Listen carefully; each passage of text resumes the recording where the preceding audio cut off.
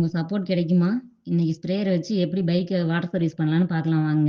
நான் உங்க விவசாய தோழி. நான் உங்ககிட்ட எங்களுடைய விவசாயத்த பத்தின விஷயத்த கலந்துக்க போறேன். விளையாடக்குள்ள கை தட்டி வழி நடத்துற நீங்க, நாங்க செய்ற விவசாயத்தையும் கை கொடுத்து எங்களையும் ஊக்கப்படுத்துங்க.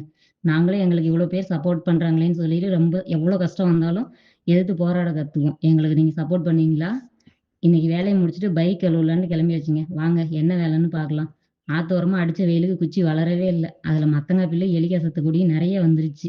அது எந்த மருந்து அடிச்சாலும் சாக மாட்டேங்குது. நீங்க யாராச்சும் விவசாயம் பண்ணியிருந்தீங்கன்னா, எலிக்கா சத்தையும், மத்தங்கா பில்லும் என்ன மருந்து அடிச்சா உடனே சாகும்னு தெரிஞ்சா கமெண்ட் பண்ணுங்க. நான் அத ஃபாலோ பண்ணிக்கிறேன். அதனால இன்னைக்கு கொத்து எடுத்துட்டு போய் களை வெட்ட ஆரம்பிச்சுட்டேங்க. காலையிலேயே வெட்டி விட்டு எறும்பு அதுல செம்ம எறும்பு கடிக்க ஆரம்பிச்சிருச்சு. கடிச்சாலும் பரவாயில்லன்ட்டு பில்லு பார்த்து வெட்டி விட்டு வந்துட்டோம்.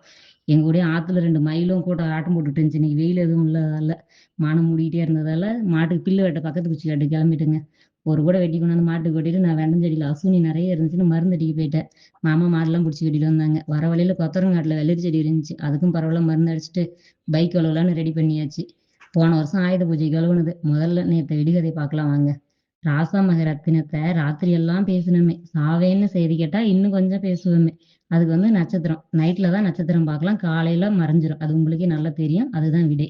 உங்ககிட்ட பழைய பிரஷ் ஒண்ணு இருந்துச்சுன்னா போதுங்க. ஈஸியா வண்டி நீங்களே சுத்தமா வச்சுக்கலாம். நம்ம ஸ்ப்ரேயர்ல தண்ணி மரத்துக்கு மேல வரைக்கும் போற மாரி கன் குடுத்துருக்காங்க. அத வச்சு தான் எப்பவுமே கழுவுவேன். இன்னைக்கு எப்படி கழுவலாம்னு பிரஷ்ஷ வச்சு உங்ககிட்ட டெமோ காட்டியிருக்கேன். அது 15 நிமிஷத்துக்கு மேல ஓடுது. அதனால உங்கள்ட்ட கட் பண்ணி கொஞ்சமா போடுறேன். இது வந்து ஈஸியான மெத்தட் தான். ஃபர்ஸ்ட்டு கொஞ்சமா துணி பவுடரோ, இல்ல ஷாம்பூவோ தண்ணீல கரைச்சு பைக் மேல தெளிச்சுக்கங்க. பிரஷ்ஷ வச்சு லைட்டா பிரஷ் பண்ணி தேய்ச்சு விட்டுட்டு, நீங்க தண்ணி சுத்தமா ஜக்குல புடிச்சு ஊத்துனீங்கனாலும் சரி, இல்ல உங்ககிட்ட ஸ்ப்ரேயர் இருந்தாலும் சரி. நல்லா ஊத்தி அடிச்சு கழுவி விட்டீங்கன்னா, ஈஸியா சுத்தமா பளிச்சுன்னு வந்துரும். ஓகே. இந்த ஐடியா உங்களுக்கு பிடிச்சிருந்துச்சுன்னா லைக் பண்ணுங்க, கமெண்ட் பண்ணுங்க, ஷேர் பண்ணிக்கோங்க. Thank you.